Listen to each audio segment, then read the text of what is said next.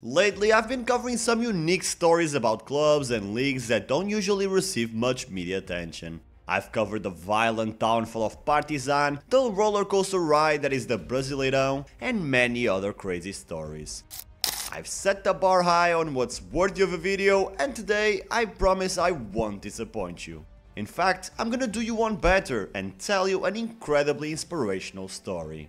In this video, I'll be talking about the rise of Fortaleza, a historic Brazilian club that almost died an agonizing death in their country's lower divisions before rising to the absolute top of South American football. Trust me, by the end of this video, I'm sure you have a bit more faith in your local club. But first, as usual, let me give you some context. Fortaleza was permanently founded in 1918 by Alcide Santos after a few different iterations of the club. Alcide also had the bold idea of choosing the colors of France for Fortaleza as a way to keep alive the French influence many neighborhoods used to have. You see, Fortaleza roughly translates to fortress in English, and in my eyes, there's really no better way to describe the club.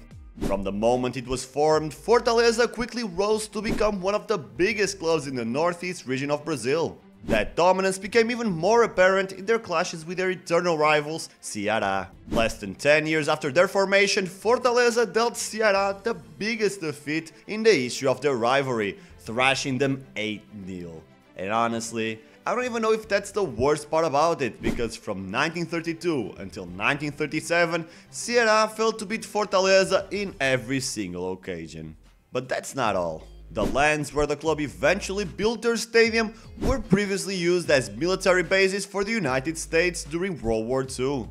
That base was referred to as Post Command, or PC, and that's why the club is known as the Leão do PC, or the PC Lion. With such an iconic backstory and strong youth presence, it was only natural for the club to grow in size and power, at least regionally, contrasting with the rival Ceará, who are literally called Vovô. Not that one is only supported by youngsters and the other by the elderly, but I feel like there's a difference in spirit between the two sides. Nonetheless, the club continued to grow in the middle of the 20th century, so much so that the Brazilian media even started calling them the country's new giant, following a series of remarkable campaigns where Fortaleza stood their ground against literal world champions, went on long unbeaten runs, and almost won the Brazilian Championship on 2 occasions. Ultimately, the best they could achieve were runners-up finishes, but those performances earned them the respect of every Brazilian fan. Except Ceará fans, of course.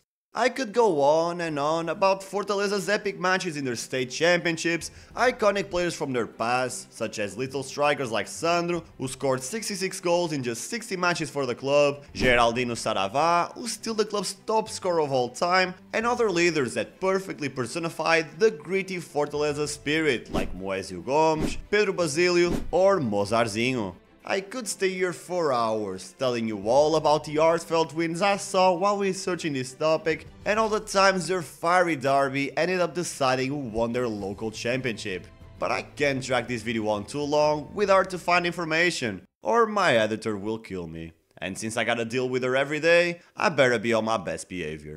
Either way, my point is that Fortaleza, despite not being part of the G12, the group of Brazil's most successful clubs, is still a respectful club with quite a big influence in the region. Sure, being influential in the region might not mean a lot to a Portuguese or French viewer, but since Brazil has more clubs and there are desperate men swiping their lives away on Tinder, it matters a lot to be dominant locally.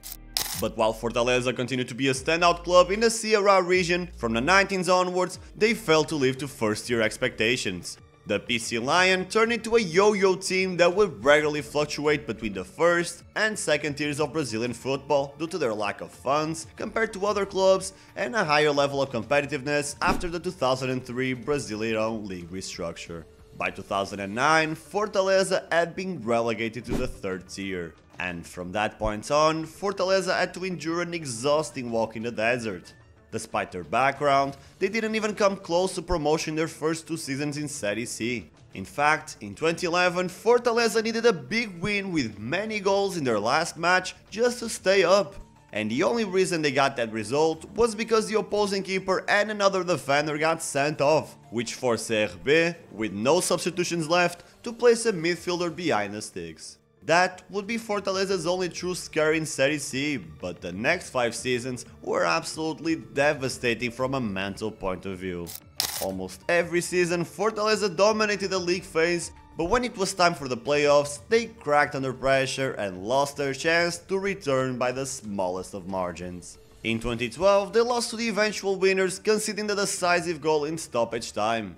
In 2013, after spending most of the season in contention for the playoffs, Fortaleza drew their last match and saw 3 teams surpass them and steal their playoff spot, one of which ended up winning the competition. In 2014, they lost their playoff tie on away goals to the eventual winners Macaé.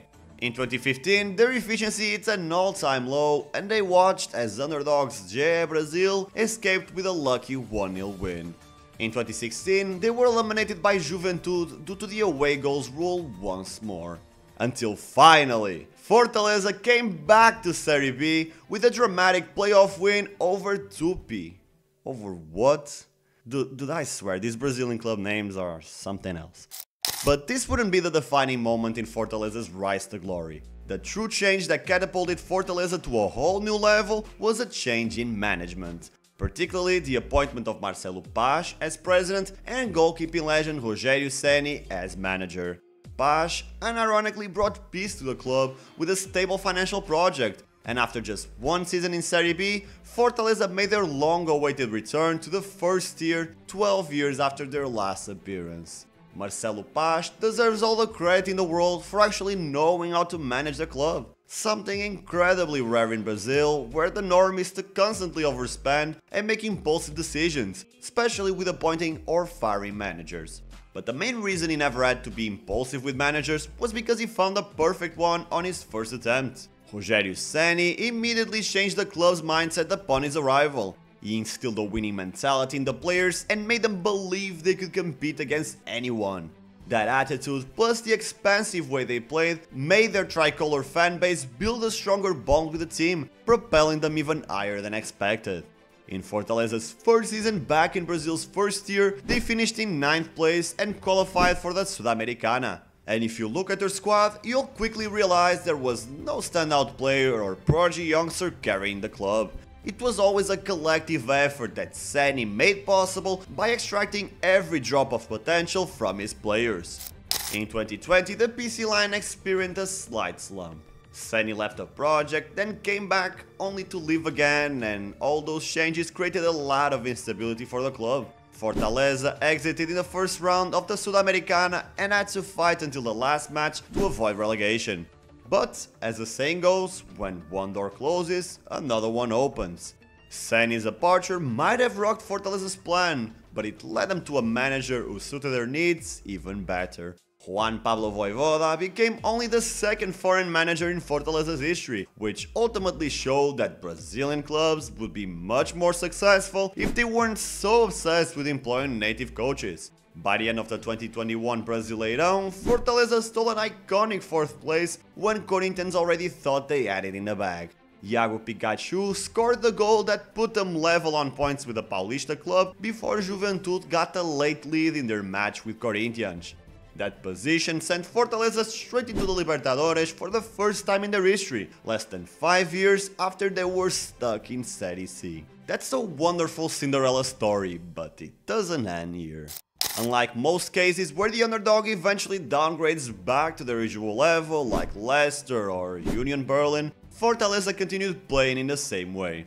Sure, they eventually dropped back to an 8th place finish in the 2022 campaign, but they put on a respectable performance in the Libertadores, bowing out in the round of 16 against Estudiantes. Anyway, 2023 was, in my opinion, the year Fortaleza truly cemented itself as a big team. At least until the end of this decade, because, you know, this is Brazil. And what goes up will definitely go down at some point. But not for now. Fortaleza reached the Sudamericana final against LDU Quito and only lost on penalties. It was a long season filled with important matches, but this time they proved they were now regulars on the international stage after yet another qualification for the Sudamericana.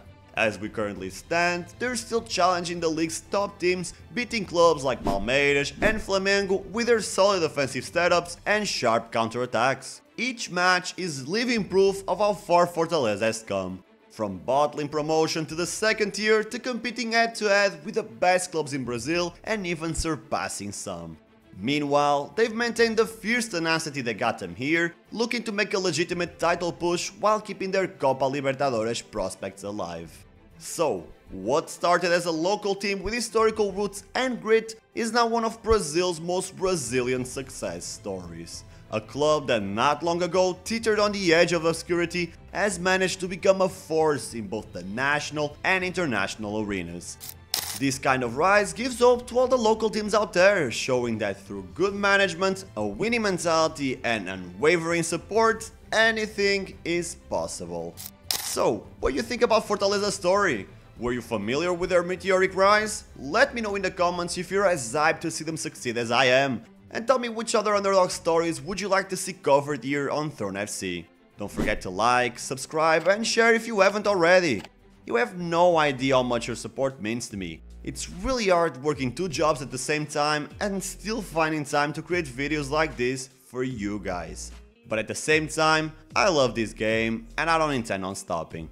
That's why your likes are so important. If you all just tap that button, YouTube will promote these videos to more people, I'll receive a bit more money, and I'll finally be able to improve this crappy ass mic.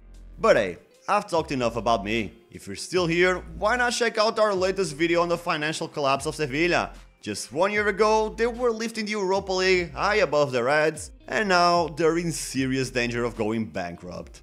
Thanks for watching this video. I'll see you in the next one.